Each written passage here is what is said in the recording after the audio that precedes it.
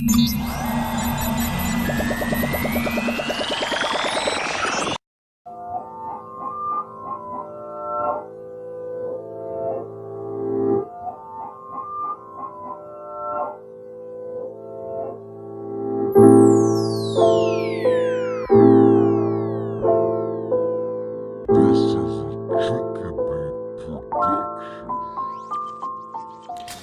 and welcome to this edition of the Halcyon Podcast. My name's Lon Rising, I'm going to be your host for this episode. Welcome! Kick your shoes off, get comfortable. Let's get to know one another over the next 10-15 minutes or so. Well, on the Halcyon Podcast, I like to cut loose a little bit, talk a little bit more informally, and talk about what I want to talk about, and that includes sports, wrestling, movies, whatever's going on with me, and whatever's going on the interweb. Couple of things to kick off with first. As far as trailers, god damn, trailers went crazy this weekend. You had Aquaman, you had Glass, you had Shazam, you had a few others. Godzilla, I think, is getting a release trailer that I'm going to have to take a look at some point. Yeah, crazy weekend as far as pre-hyping movies is concerned. I'm interested to see what people are interested in and what people are excited for. So again, early shout out, leave your comments in the comments description below as far as what you think is going to be exciting, what you think is going to be a bomb, what do you think is going to suck, what would you like to see, or the rest of this jazz. I mean, Glass in particular looks perhaps the most intriguing. Shazam, I think, sort of harkens back to, they look like they're copying the Marvel formula just a eensy-weensy bit too much. But that's fine, you know. I guess they've got to get at least one successful movie under their belt aside from Wonder Woman before the next Justice League comes out. But yeah, as far as movies are concerned, it's going to be an interesting time over the next few weeks as to what then comes out as a result of these trailers, you know, information, details. And don't forget, we're more than halfway now to, it was in May, so we're 3 months down the line effectively from when Avengers came out. And Avengers 4 is coming out next year, same time. So we're only 9 months away from that. You've got Captain Marvel, you've had Ant-Man, I should say, you've got a few others between now and then. It's crazy. Movie-wise, it's going to be absolutely mental over the next couple of months. I don't know whether or not I'll get a chance to see very many of them, but I'm certainly intrigued by a couple of the prospects, namely, the Joker movie, which isn't going to be out for a few years yet because it's still probably going to go through some production hell. The Batman movie as well, because I know that they're planning a new one of those. There's a couple of other standalone movies in the meantime, but we'll just have to see. We've got Venom at the end of the year, as far as I understand. Yeah, it's a pretty intense time for movie. I do understand and appreciate, though, that people might be a little bit jaded as far as the movie genre, as superheroes and that sort of jazz is concerned. The problem is the gimmick can only last so long, so it's worth enjoying it while it lasts. At some point, people will start getting tired of the superhero genre. It's only inevitable. The fact that it's bled over into Netflix and television and all this jazz, it's a fad. It's lasted a lot longer than most. God damn, we're talking 10 years at this point that it's lasted, but at the same time, got to give it props. It's been well written, well produced, all the rest of this jazz. So, I mean, again, what are you looking forward to? What are you hoping for out of some of these movies? And are you just hoping for the genre to die on its ass? Who knows? As far as sports is concerned, not a tremendous amount going on since the World Cup was over. The only news story that's worth perhaps touching on is the Mesa Özil situation. For those of you who don't know, Mesa Özil is a German footballer who happens to play for Die Mighty Gunners, and at the moment is in the midst of a quasi-racial row with his home country because of his heritage. He's half Turkish, or at least he has some Turkish heritage. He was pictured with the Turkish Prime Minister or President, and that sparked some hatred from the German side, who announced in their usual very, very all-encompassing and understanding way that he was somehow a traitor to the German national team. And as a result, he's currently going through some pretty torrid time of it right now. But of course, when you're earning £250,000 to £300,000 a week, it softens the blow. I think that's easy to say. But I, for one, really appreciate the fact that Mesa Özil has taken the opportunity to lay out his thoughts in a very eloquently and heavily worded post so as to miss any ambiguity. Fortunately, Bayern Munich, or rather a member of the Bayern Munich organisation, took it upon himself to call him a crap footballer. When he's won 5 German Footballer of the Year awards, he's won 3 FA Cups, he's won a World Cup. he's hardly been unsuccessful during that period, so maybe you want to quantify your opinion before you go blurting out something along those lines. I thought it was cute, though, the way that the media outlets, I should say, had to bleep crap. I thought they called him... There was one that had 3 letters, and I thought they called him cunt, which I thought was interesting because, well, that would be strong, but calling him crap, that's fairly tame if you ask me, but what are you going to do? That's kind of the only thing that's going on in football at the moment. The transfer window is in full swing. It's difficult to say how it's going to pan out until the final day of the window, but suffice it to say, there's already been plenty of movement. Those people who aren't interested in football, or as I should say for my American fans, soccer, it's the period where we effectively, the comparison I would draw is the draft, only that no money changes hands with you guys, whereas there is an awful lot of money that changes hands in football. Usually a lot of it derived from agents' fees, which is a problem in of itself that I'll probably end up talking about at some point. As far as Arsenal is concerned, because they're the only ones that I should really profess to have some reasonable knowledge of, we've had a fair few signings this window that I feel incredibly positive about. Torreira, who is a Uruguayan, very young, very accomplished, already proven himself at the World Cup to be a very good player. You've got Delaney, who is an exceptional young goalkeeper, albeit has a temperament issue from what I understand. Not seen enough of him to judge, but I understand that he's a very talented young goalkeeper, considering that he's had the number 1 slot for maybe 4 years and he's only 25, 26 years old, which makes him a very young goalkeeper to have that slot. You've also got Socrates. I still haven't gotten around to pronouncing his last name correctly, unfortunately, but he's going to be probably one of the main defenders next season. I'm forgetting someone now. Oh dear, I'm forgetting someone. Who is it?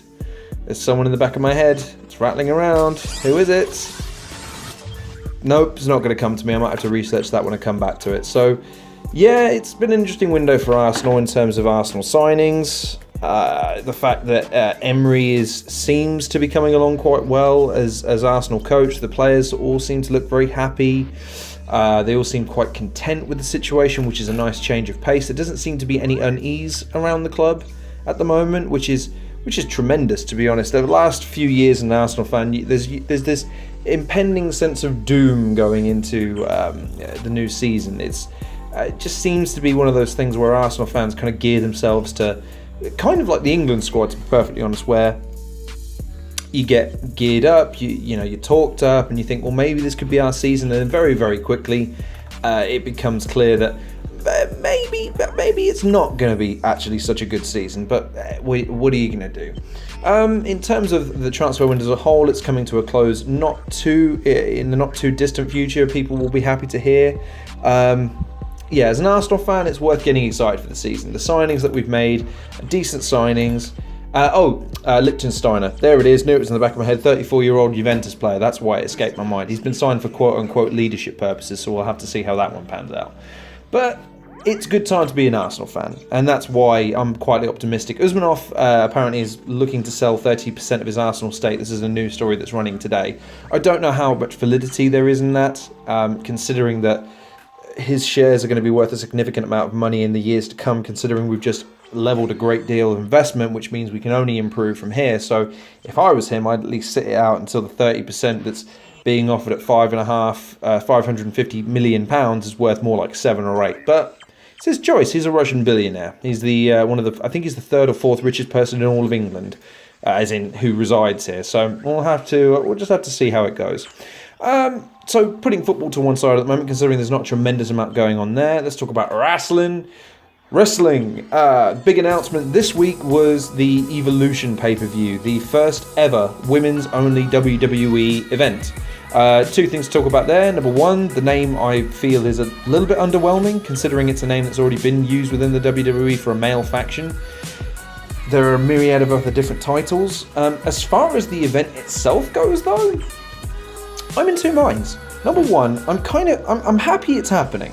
I'm happy that women in the WWE are going to be given an opportunity to shine in a way that they've never been given before.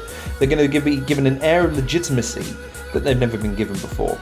My sadness comes from the fact that they shouldn't have been dropped from the Greatest Royal Rumble in the first place. The fact that they were not allowed to compete in that event is tremendously disheartening to me, because WWE over the past couple of years, a great portion of their audience has gotten behind the female wrestlers. Young girls who would never in a million years have had any interest in professional wrestling prior to the introduction of people like Sasha Banks, Bayley, Becky Lynch, Charlotte Flair, even to a degree Alexa Bliss, who I appreciate that she's a heel, but there are young girls that would aspire to be like her because she's very pretty and she's very accomplished within the ring themselves. She had multiple title reigns, a couple of notable victories, yada yada yada. But it still doesn't excuse the fact, and the ultimate irony of that situation was that the only involvement women seemed to have in the event was an advertisement in the middle of the event, which was something along the lines of it was like a jazzy takeoff of We Are the World. You know, everyone's shaking hands and dancing and yay, we're all together. And yet the Saudi Arabian government released a press release shortly thereafter condemning the advert because of what Carmella was wearing. She was wearing her normal wrestling singlet. Now, yes, the wrestling singlet, I mean, let's all be honest here, ladies and gentlemen. You have eyes, you have a perception of arousal. Carmella looks very, very good in her singlet. Unfortunately, the Saudi Arabians don't take to that kind of shit and they prefer their women nice and covered. It comes down to the whole, subjugation of women thing. We could get into that another day, and that's probably a flippant comment, but it's my podcast, so I do whatever the fuck I like. So I do two things, switch off or suck my dick. So, coming back to the point at hand though, I'm sad because this shouldn't have needed to happen. This feels like a trade-off that they gave them. They said, look, we're not putting you on the pay-per-view. None of you. You're not going to be there in any kind of capacity. Not a backstage segment. You're not going to be managers. You're not going to be in a tag team, mixed. Oh, good God, could you imagine a mixed tag team match? Jesus Christ, that would have gone down like a lead balloon. No commentators, no nothing along those lines. But we'll give you your own pay-per-view down the line. How's that? Does that kind of make up for it? It's entirely dependent on the people that it affects. So it's the wrestlers who have busted their asses to earn their opportunities, to pave the way, to draw as they have. It depends. You have to ask them. For me, it isn't worth it. For me, it would have been worth them being told, no, we are standing behind you in the product that we've built, which is all-encompassing, all races, all nations. We're also including all genders. We're not discriminating against anyone for their backgrounds or who they are or what they are. How good is your wrestling ability and how is your ability to draw? What kind of worker are you? If you're a good worker, we'll put you in. If you suck, we're going to drop you. Roman Reigns. So, do you know what? We'll come back to Roman Reigns in a moment. But anyway, point being is, it's a disappointing moment because of what it represents. It feels like an apology for something that shouldn't have happened in the first place. But at the same time, this is a fantastic opportunity for those same wrestlers to ram it down their throats that you shouldn't have dropped us. This is an opportunity for them to put on an entire show, an entire narrative-based show, along the lines of an NXT, along the lines of a New Japan, where they can weave a story throughout the course of the night that gets people talking for weeks on end about the next one. When are we seeing the next all-women's pay-per-view? Or better still, the next pay-per-view. Who are we seeing and when? Are we seeing a female wrestler's main event? When are we seeing the first proper mixed match? Tag team, triple threat, whatever. When are we going to see that? There's hope there that can occur as a result of this, but we'll have to see. As far as other wrestling news is concerned, Roman Reigns has just beaten Bobby Lashley for the right to go face Brock Lesnar at SummerSlam. Yawn! I'm droning on about wrestling now, but again, unfortunately, this does take up a tremendous amount of my time. Roman Reigns facing Bobby Lashley again. I mean, I think we can all agree Lesnar is not walking in to UFC 227, 228, or whatever it ends up being as WWE Universal Champion. There's zero chance of that happening. The UFC would not give the WWE the satisfaction of having time on their station, and the WWE would not run the risk of losing the shine or the rub of their title by losing to someone who is good 4 inches, 5 inches shorter than Brock, and probably conservatively, probably 20 pounds lighter when they come in to weigh in on the night. Brock may tip the scale at 275, 280 maybe? Who knows? I mean, he'll probably... I think the heavyweight limit for the UFC is 265 pounds. Cormier went up to 246 or 245, I believe. And that was like his healthy heavy weight. Lesnar will tip the scales at 265, having cut to get down for that. So Lesnar's going to have an entirely weight-based advantage, size-based advantage. He'll probably have a degree of power, but he's never been a striker. His wrestling is impeccable, but Daniel Cormier is an Olympic-level wrestler. So that'll be an interesting fight. But as far as it pertains to WWE, there's no way they're going to allow their brand to suffer as a result of the matchup. So you bet your ass that he's dropping the title. But is he dropping it to Roman? Oh, God, you shudder to think, but you don't really know what other options they have. So it'd be interesting to see. I just wish that they'd listen about turning Roman heel. They had the opportunity of a lifetime over at WrestleMania. The best idea that I heard pitched was Roman Reigns turning heel on Brock Lesnar with Heyman switching sides and now representing Roman Reigns. Imagine how over he would be as a heel, but alas, that's not how it was going to happen, so never mind. In other news, about me, I guess, I have spent the last couple of days fervently producing content. I am now a good 16 videos, 17 videos ahead of where I should be. So rest assured, people, you have content coming out of your arse over the coming weeks and months. Released on a regular basis. You had 3 videos this weekend, so apologies for flooding your timelines if that was a complaint. But I felt like I needed to get some trailers out because, of course, you've got to cover them while they're hot. You're going to be getting gaming reviews, going to be touching on a few movies, you're going to get some slightly longer Razor reviews, and you're also going to be getting some Halcyon. So I hope you enjoy them. You may see me collaborate at some point. It's still very much in the air as to what it's going to be and who it's going to be with. So it's one of those things I'm going to be a douche at this point and say, I've got this real great thing coming, and you'll learn more about it later. And it might amount to nothing, but who knows? It's interesting though, it's intriguing, it's certainly out of my wheelhouse, so I suppose what I'm saying here is that if it does come to fruition, I really hope you guys would give it a try, and hope you guys would give it some support, help get it off the ground and show that it can be something viable, but who knows, we'll have to see. So I guess I'm going to bring this episode of the Halcyon podcast to a close by saying thank you very much to those who watched the last 3 videos. Got a decent response. Thanks very much to anyone who's watched, subscribed, shared over the past couple of weeks as I've gotten back into making content on a regular basis. So thanks very much for that. I hope you're taking care of yourselves. I hope you're listening. I hope you're watching. I hope you're creating your own content. I hope you're watching out for everybody else's content that's being produced at the moment, supporting each other. It's a great time. I hope you're also going across and checking out my other channel, because yes, there is another channel. It's called Voracious, The Voracious Show. It's where I get serious. It's where I would talk about the more serious shit that I used to put on this podcast before I denoted this to just sports and goofing around and talking about wacky stuff. So I hope you're checking that as well. So just a reminder, that's The Voracious Show, releasing every week around the same time as this podcast and the videos that I release. So please do feel free to go and check that out. So thank you very much for listening to this edition of the Halcyon podcast. Please like, share, subscribe. Check out some of the other content creators in the description below. Follow me on Twitter. And as always, take care of yourselves, and I'll see you guys on the next episode.